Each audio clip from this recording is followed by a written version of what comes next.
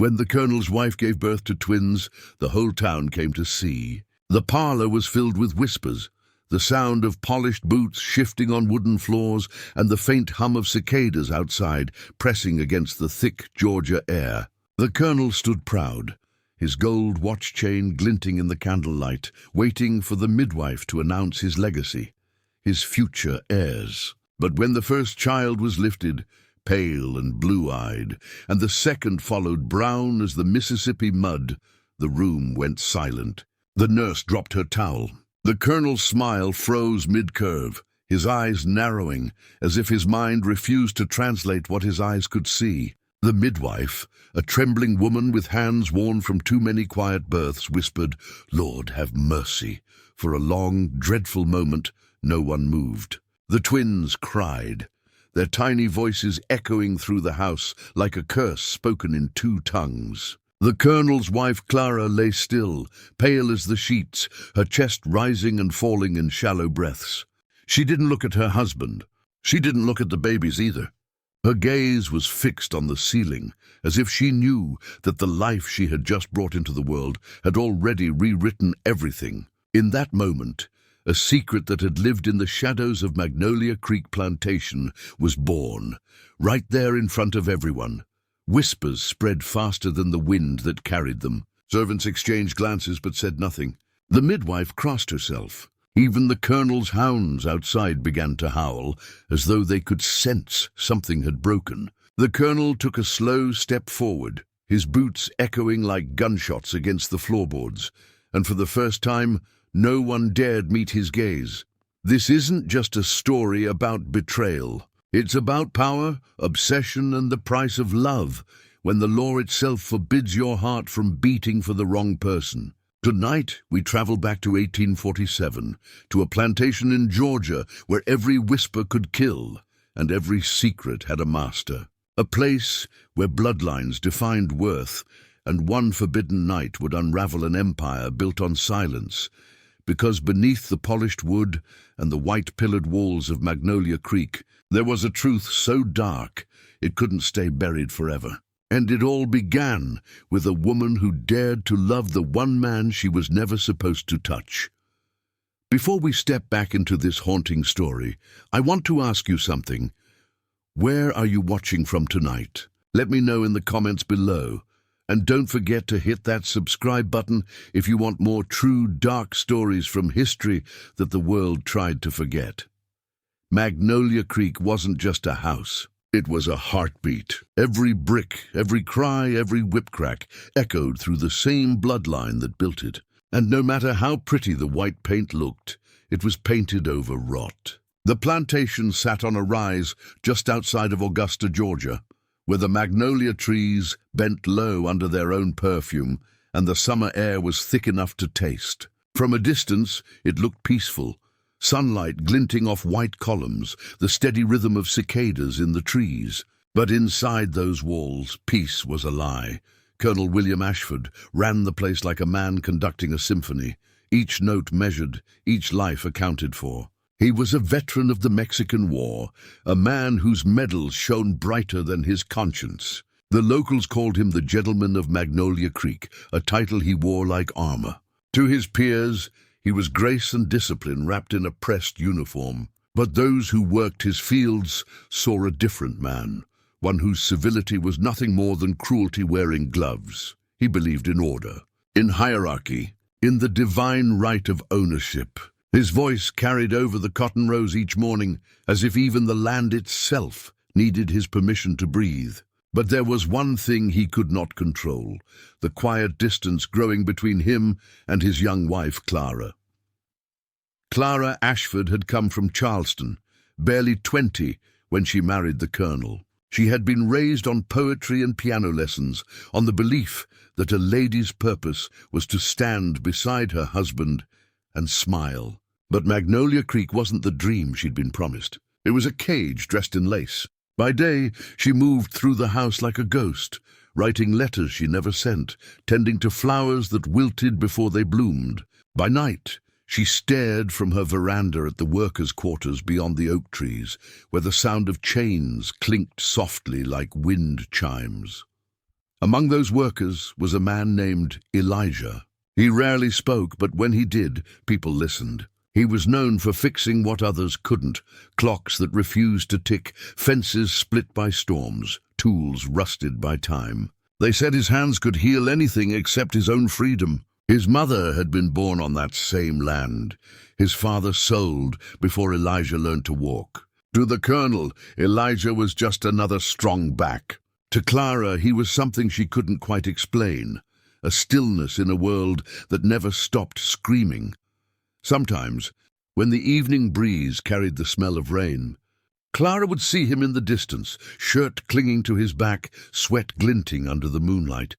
She'd watch him the way one watches fire, knowing it can destroy you, yet unable to look away. Magnolia Creek had a rhythm, and everyone knew their place in it. The enslaved rose before dawn, their songs swallowed by the mist. The colonel prayed at breakfast and punished before supper.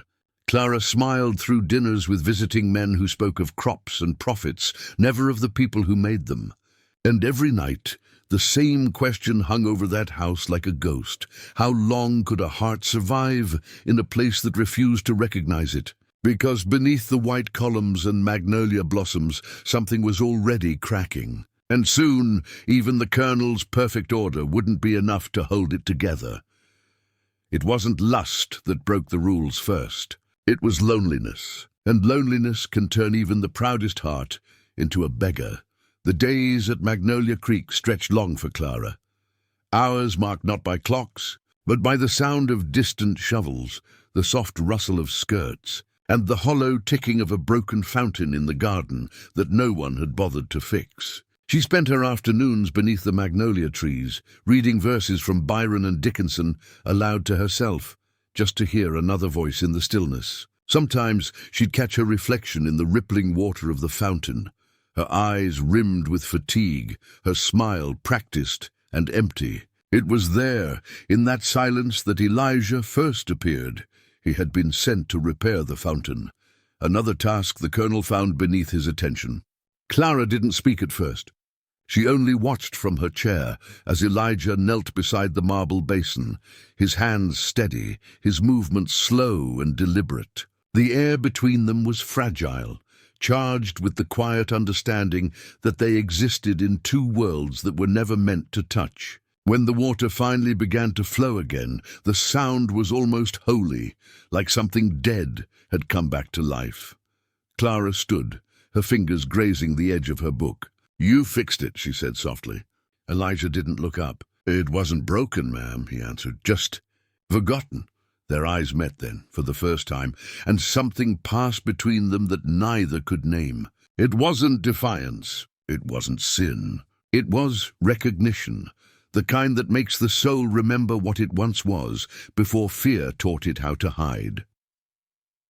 In the days that followed, their paths crossed more often, too often.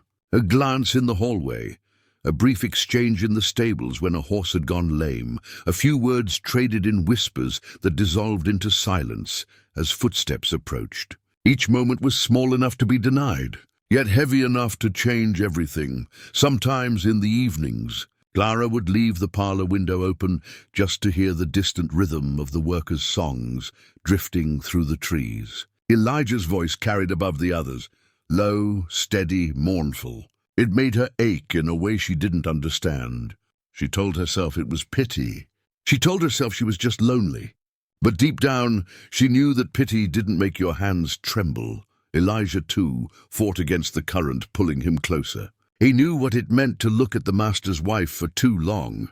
He knew the stories.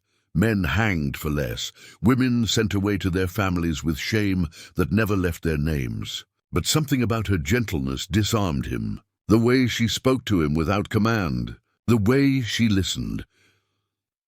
One night, as a summer storm brewed over the horizon, Clara found him in the old library, repairing a cracked window frame. The room smelled of dust and rain. She hesitated at the door, torn between reason and the strange warmth that had taken root in her chest. He turned, startled, the flicker of the lantern casting shadows across his face. For a moment, neither spoke. "I didn't mean to intrude," she whispered. "You didn't," he said, A single drop of rain slipped through the broken glass, landing on her wrist.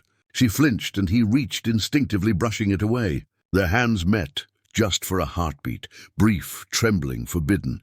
That touch was nothing and everything all at once. The law said she belonged to her husband.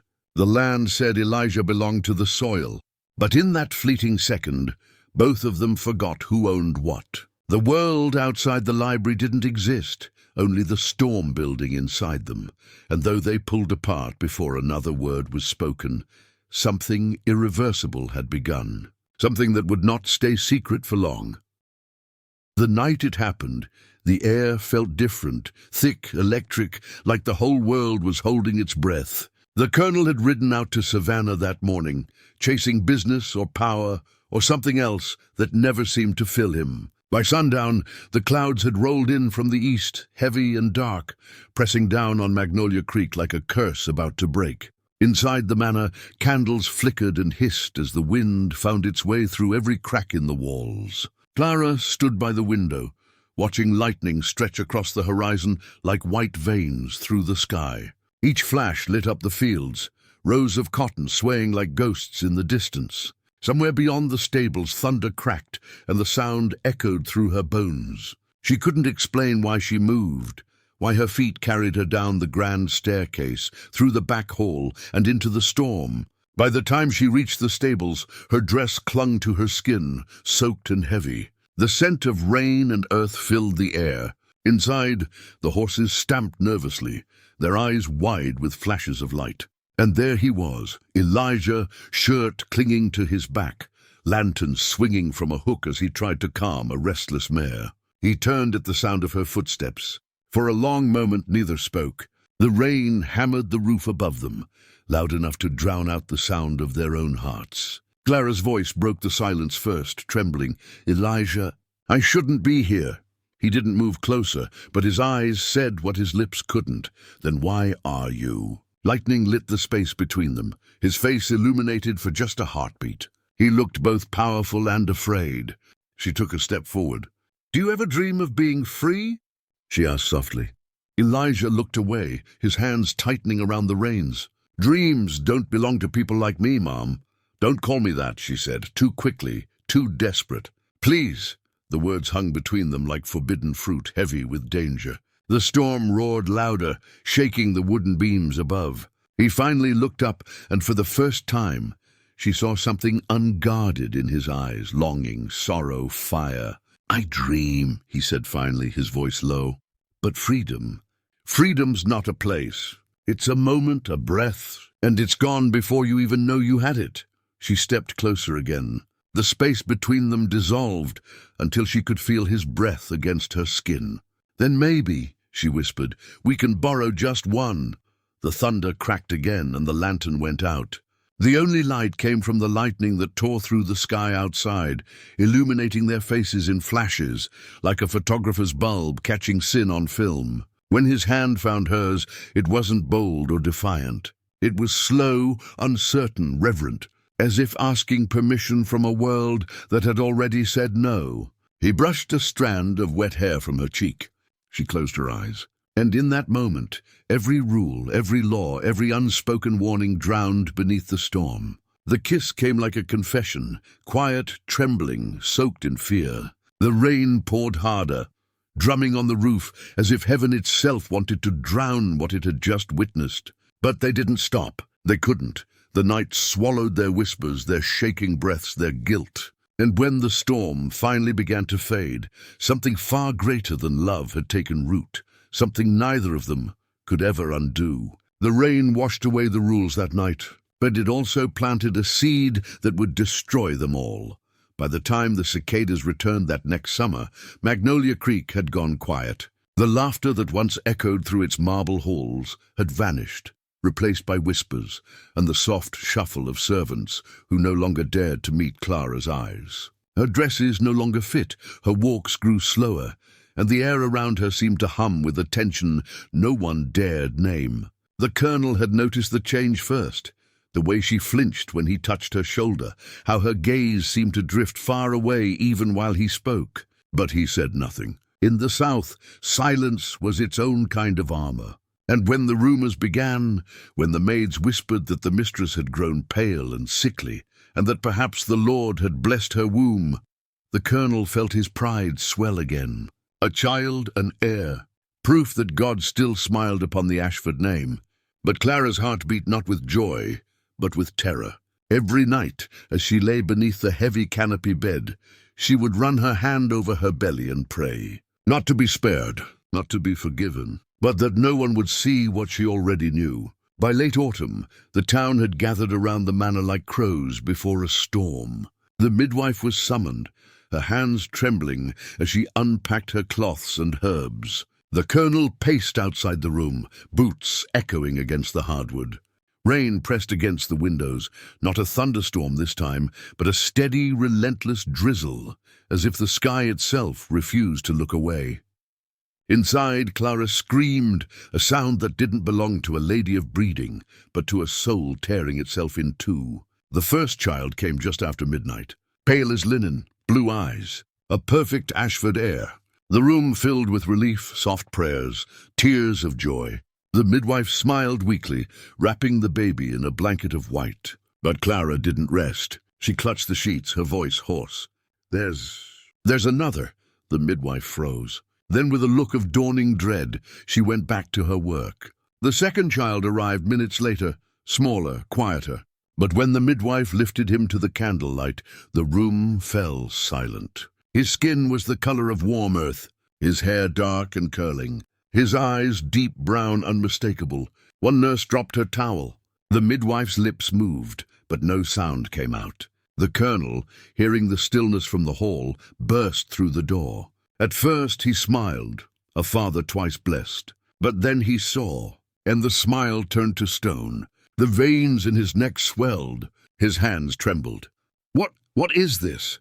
Clara tried to speak, but her voice was broken. "He's yours," she whispered, tears streaking her face. "And so is he." The colonel's breath came in sharp, shaking gasps. He looked from one infant to the other, the pale child swaddled in white, the brown child crying softly beside him, and something inside him broke. His pride, his legacy, his illusion of control, all split open like glass beneath a hammer. In the old South, the narrator's voice might say, bloodlines were everything. And in one night, hers became a battlefield. Outside, the rain turned to thunder again. Inside, the colonel stood over the cradle, his shadow stretching across both children. No one dared move. The midwife crossed herself. The house, the empire of Magnolia Creek, had been built on lies. And now those lies had come screaming into the world. Clara closed her eyes. She knew what would come next.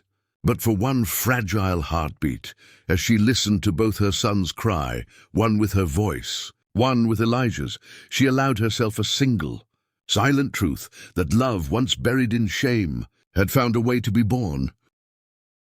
The colonel did not sleep that night. He stood in the nursery doorway watching the two infants side by side, one pale, one dark, one born to privilege, one to punishment.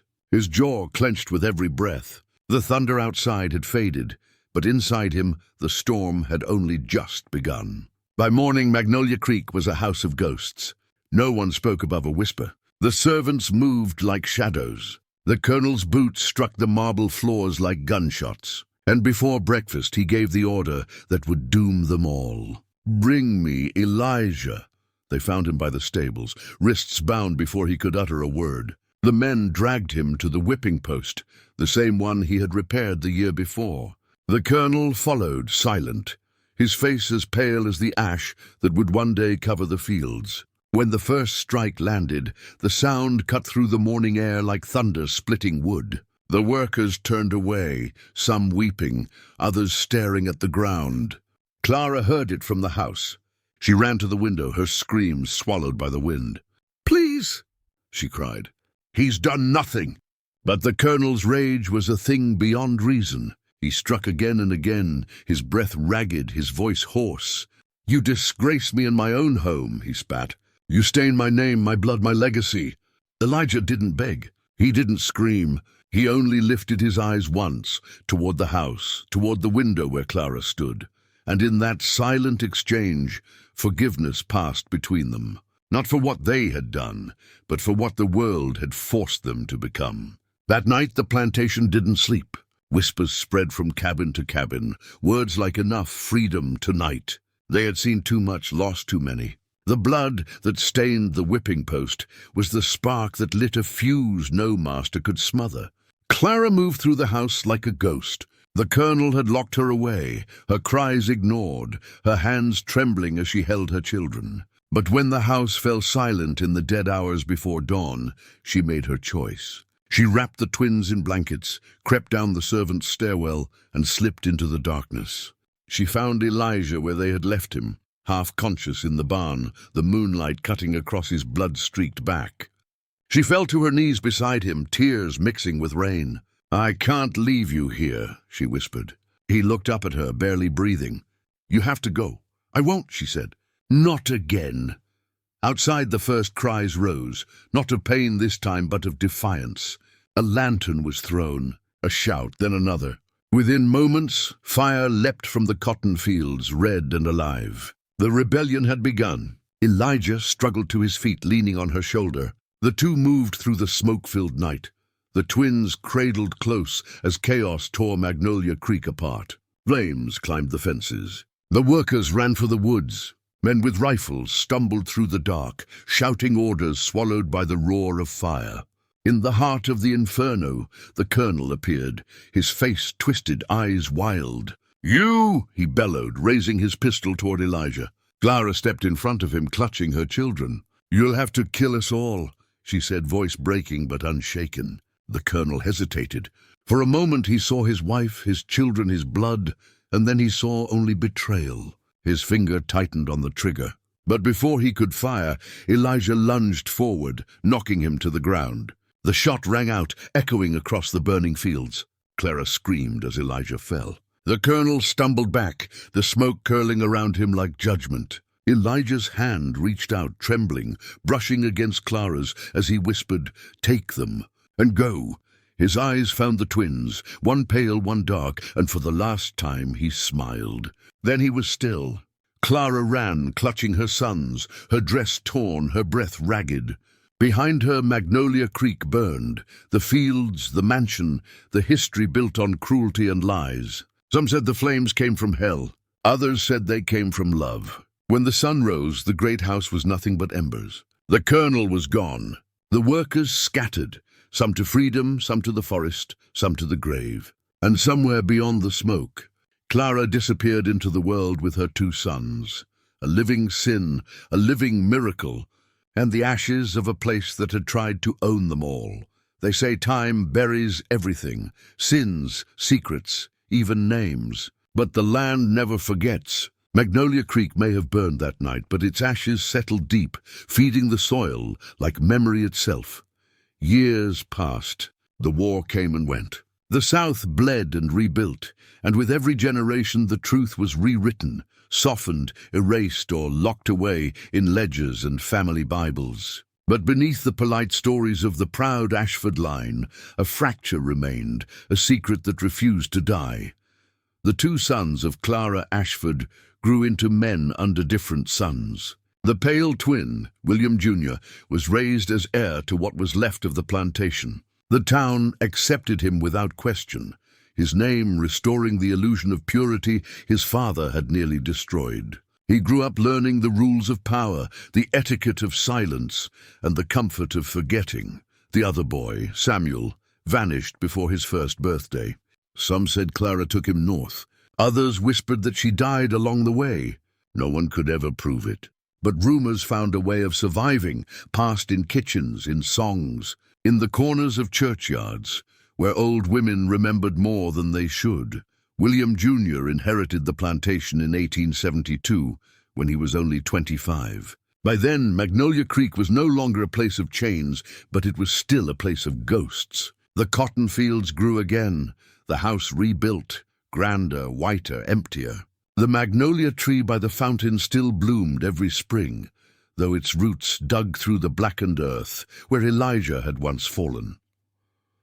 William married a woman from Savannah. They had children. They hosted galas and picnics, pretending history could be repainted like walls after a storm. But at night, when the wind blew through the magnolia branches, he swore he heard voices, the cries of a baby, the crack of thunder, the rhythm of hooves fleeing into the dark. He never told anyone. He just drank more, prayed less, and died before his 50th year, leaving behind a legacy built on denial. Samuel's story lived on the wind instead of the ledgers. He took his mother's kindness and his father's fury and built a different life, one where no one knew the name Ashford. His descendants became carpenters, preachers, teachers, men and women who carried a quiet dignity, unaware that their blood carried both the oppressed and the oppressor. They didn't inherit land or titles. They inherited the burden of truth, buried so deep that even they forgot to look for it. 100 years later, Magnolia Creek was sold. The house, long abandoned, stood like a hollow ribcage, its white paint peeling, its windows blind. Developers came with machines, cutting through the overgrowth, planning to turn the land into something new. But the earth, as always, had other plans. One summer afternoon, 2 workers digging near the old magnolia tree struck something solid. At first, they thought it was stone, but when they cleared the dirt, they found 2 rings, one gold, one copper, bound together by a thread that had long since turned to dust. The gold was etched with the letter C, the copper bore a faint engraving, an E no one knew what they meant. The foreman tossed them into a box marked artifacts and went back to work. But one of the workers, an older man with skin like river clay and eyes full of memory, held them for a long time before letting go. "These don't belong to the ground," he murmured. "They belong to the story." When the machines tore down the last of the house, the magnolia tree remained. Its roots ran deep, through centuries of silence, through bones and ash, through lies told in the name of love. And each spring it bloomed brighter than anything around it, as if fed by something more than water and sunlight. "Blood remembers," the narrator's voice might say. "No matter how many generations try to wash it clean, it seeps into the soil, the names, the dreams of those who never knew they were born from sin and sorrow. Some inherit the guilt, others inherit the grace, but no one escapes the echo. Today, the land where Magnolia Creek once stood is nothing more than grass and wind. Children play where men once labored. Lovers walk beneath the old magnolia without knowing the story it guards. But sometimes, just sometimes, when the evening light hits the petals just right, you can almost see 2 figures standing beneath it, a woman in white, a man in shadow, and the faint sound of a baby's cry carried on the breeze. And in that moment, the story isn't gone. It's only sleeping. Maybe the real curse of Magnolia Creek wasn't what happened that night, but how many people had to pretend it didn't. For generations, the story was buried beneath fine words and marble portraits, rewritten to protect the pride of those who had already taken too much. But the land remembered. The blood remembered, and every secret, no matter how carefully hidden, has its own way of surfacing again. The twins lived 2 different lives, one blessed by privilege, the other scarred by silence, yet the same heartbeat ran through them both. They were the proof that love, no matter how forbidden, could still defy the laws of men if only for a moment. And maybe that's why Magnolia Creek still lingers in whispers and dreams, because some stories don't die. They wait. If you ever drive past what's left of the Ashford plantation, the land seems ordinary now, just grass, trees, and the soft hum of the Georgia wind. But those who live nearby say that when the magnolias bloom, if you stop and listen close, you can still hear it. A woman crying for the man she wasn't allowed to love, and the faint sound of 2 children, one pale, one dark, laughing somewhere beyond the trees. Magnolia Creek was built on power, pride, and possession. But it ended with something purer, something stronger than hate or history. It ended with love trying one last time to rewrite what cruelty had written in stone. I'm Noctivox, and this was another dark chapter of American history.